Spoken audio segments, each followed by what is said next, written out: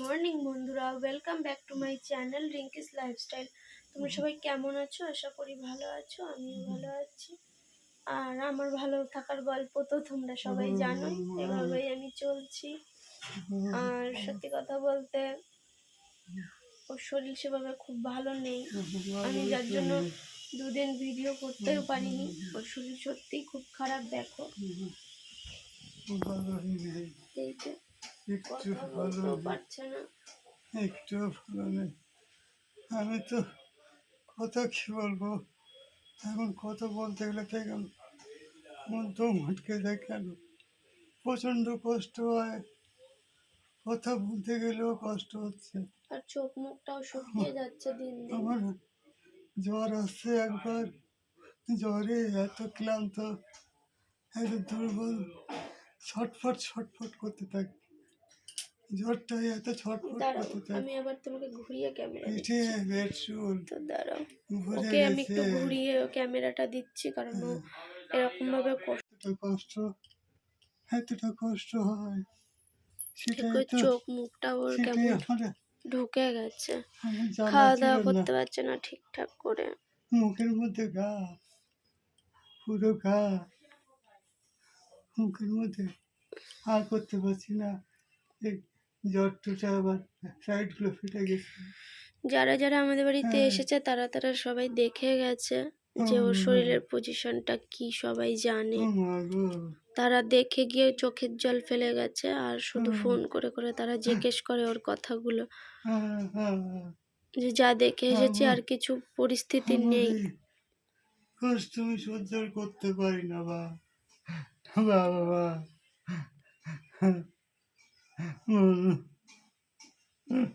কি বলবো তোমাদের, আমি আর সহ্য করতে পারি না, আসলে অনেকদিন পরে আমি ওকে দেখাচ্ছি, কারণ ও ওইভাবে সহ্য কথা টথা করতে বলতে পারি পারে না। না। এই যে তোমাদেরকে বলেইছি, ক্যামেরার সামনে আসলে ও কান্নাকাটি করে। রান্নাঘরে তো সারাদিনে কি করব, আমি কি করব ব্যথা যন্ত্রণা, কান্নাকাটি। হ্যাঁ, হ্যাঁ, তো চলো, তোমাদের সাথে আবার আমি আস্তে আস্তে শেয়ার করব, সারাদিন টাইম আছে। মা ভাই বোন সবাই চলে গেছে, মা সকালে ওদের রান্না করে দিয়ে গেছে, বাবাও গেছে। আর এখন আমি মাছ কাটবো, মাছ কেটে রান্না করব। আর সত্যি কথা বলতে আমি কালকে একটা জায়গায় গেছিলাম, তোমাদের সাথে শেয়ার করা হয়নি সেটা। সেটা হচ্ছে সান বাংলায় আমাকে একটা দিদিভাই বলেছিল ব্যারাকপুর থেকে, ওখানে অডিশন দিয়েছিলাম, তো সেখান থেকে আমি সিলেক্ট হয়েছিলাম। সিলেক্ট হওয়ার পরে আমাকে কালকে ওখানে ওই যে লাখ টাকার লক্ষ্মী লাভ, ওর প্রোগ্রামটা এখনো শুরু হয়নি, সান বাংলায় 1 তারিখ থেকে, ডিসেম্বর মাস থেকে শুরু হবে। তো সেখানে আমাকে ডেকেছিল, আমি গিয়েছিলাম। কিন্তু সেটা দেখতে হলে তোমাদেরকে অবশ্যই, যখন টিভিতে শো শুরু হবে তোমরা অবশ্যই দেখতে পারবে আমি কি হলাম না হলাম। আর তখন সেটা আমি তোমাদেরকে বলে দেব কবে কি দেখায়, কারণ এটা তো নতুন গেম শো, এখনও স্টার্ট হয়নি। তো তার জন্য কালকে আমি সেই সারা দিন ওখানে আমার কেটে গেছে, সারাটা দিন ওখানে গিয়েই আমার চলে গেছে, যেটা সত্যি কথা।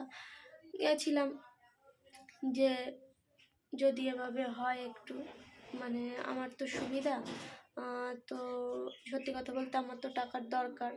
তো তোমরা দেখো গেম শোটা অবশ্যই, আমি যেদিন দেবে আমি তার আগে তোমাদেরকে জানিয়ে দেব কবে দিচ্ছে না দিচ্ছে। তো তোমরা সবাই প্লিজ দেখা। আর সব থেকে বড় কথা একটা জিনিস, যে গিয়েছিলাম, তো কি হলো না হলো সবটাই তোমরা জানতেই পারবে। তো তার জন্য তো তোমাদেরকে দেখতে হবে, যেদিন বলবে আমি সেদিন তোমাদেরকে লিংক দিয়ে দেবো, দেখে নিও।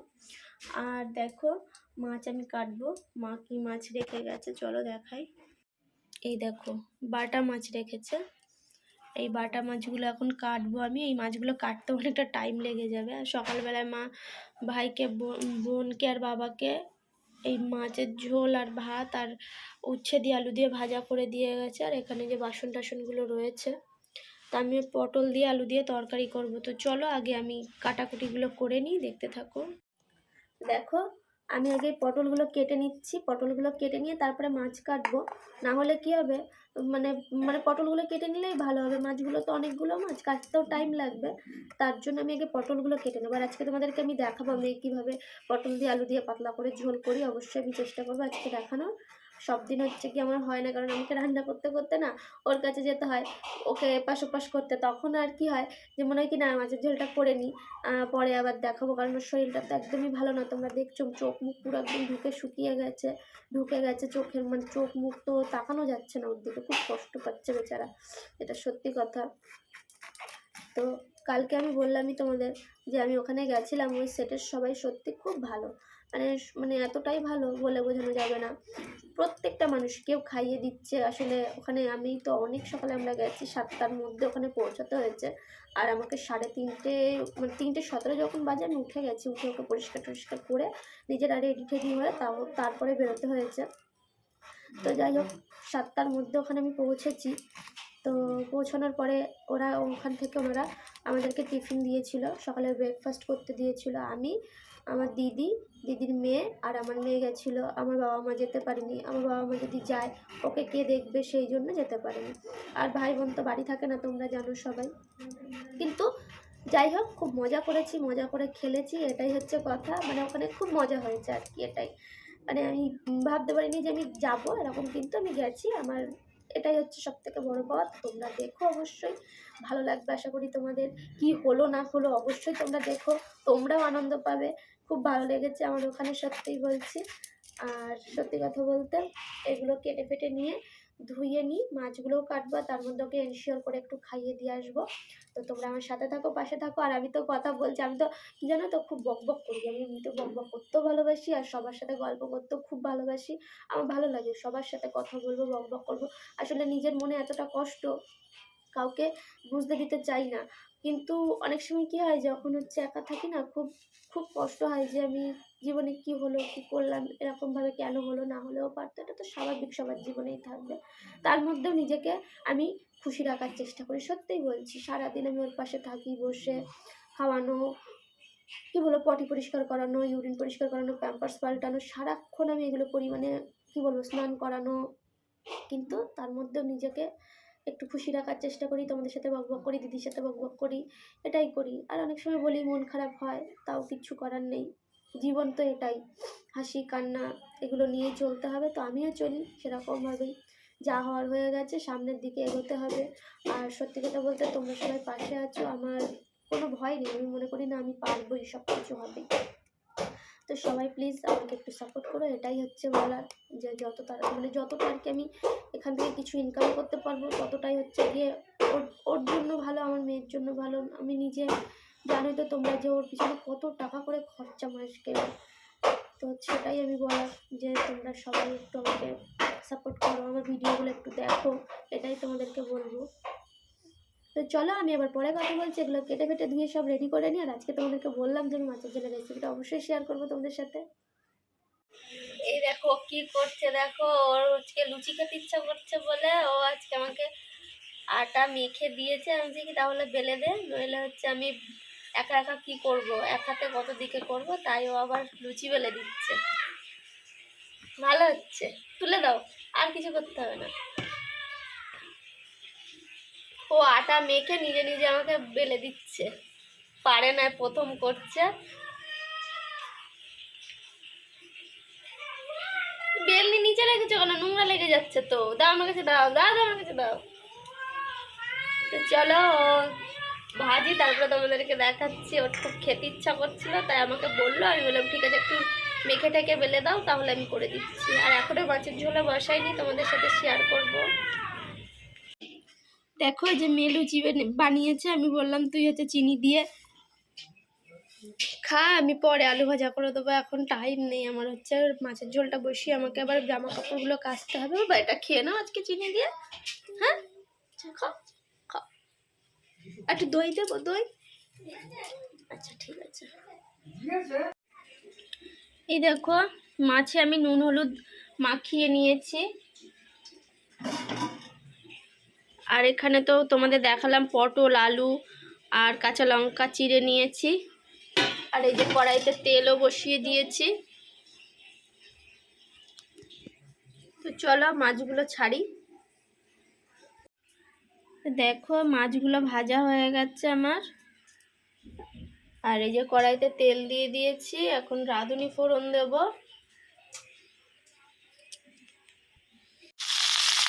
রাঁধুনি ফোড়ন দিয়ে আর এখানে হচ্ছে গিয়ে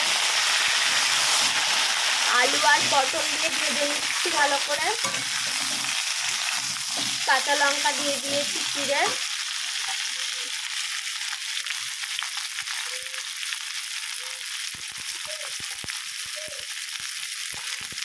আর এই যে মাছগুলো আর ধনে পাতা দেবো। চলো দেখো ভালো করে ভেজে নিচ্ছি আলু আর পটলগুলো একসাথে।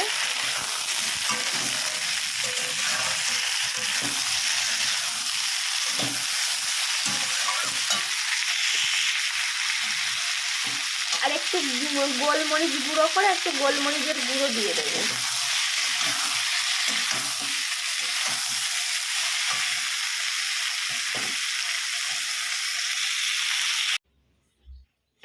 ঝোল দিয়ে দিয়েছি। ভালো করে ঝোলটা ফুটে উঠলে একটু গোলমরিচের গুঁড়ো দেবো, একটু জিরের গুঁড়ো দেবো আর মাছগুলো দেবো, ধনে পাতা দিয়ে নামিয়ে দেবো। মাছের ঝোল দিয়ে দিলাম, মাছ দিয়ে দিলাম মাছের ঝোলের মধ্যে, বলছি মাছ দিয়ে দিলাম, এই ঝোল দিয়ে দিলাম। মাছগুলো দিয়ে দিলাম মাছের ঝোলের মধ্যে। ভালো করে ফুটুক, এবার একটু জিরের গুঁড়ো দেবো আর ধনে পাতা দেবো। ভালো করে ফুটে সিদ্ধ হয়ে গেলে আমি নামাবো।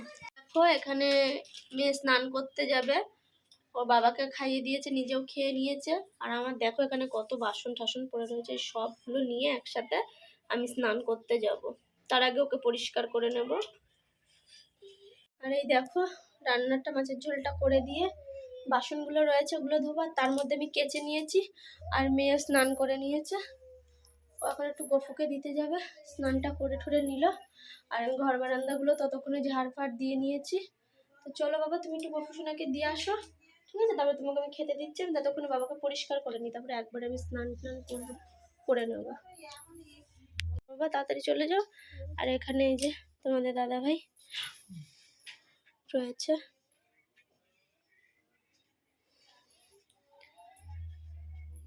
তো চলো এই দেখো এইসব জামা কাপড়গুলো কেচে নিয়েছি।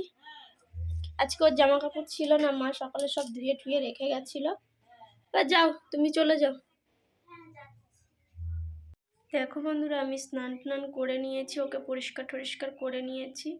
করে স্নান করে ছাদে গেছিলাম, ছাদে গিয়ে পুজো দিয়ে আসলাম। আর এই সব ওর জামা কাপড়গুলো সব নিয়ে আসলাম, আর আমাদের জামা কাপড়গুলো মেলে ঠেলে দিয়ে আসলাম। তো চলো এখন নিচে যাব, নিচে গিয়ে ওকে খাওয়াবো। তো যাই হোক বন্ধুরা আজকে ব্লগটা আমি এখানেই এন্ড করছি। ভালো লাগলে লাইক কমেন্ট শেয়ার আর সাবস্ক্রাইব করে আমার পাশে থেকো। আর কি বলবো, এটাই বলার ছিল। আবার নতুন একটা ব্লগে তোমাদের সাথে কথা হচ্ছে, দেখা হবে। ততক্ষণ সবাই ভালো থাকো, সুস্থ থাকো।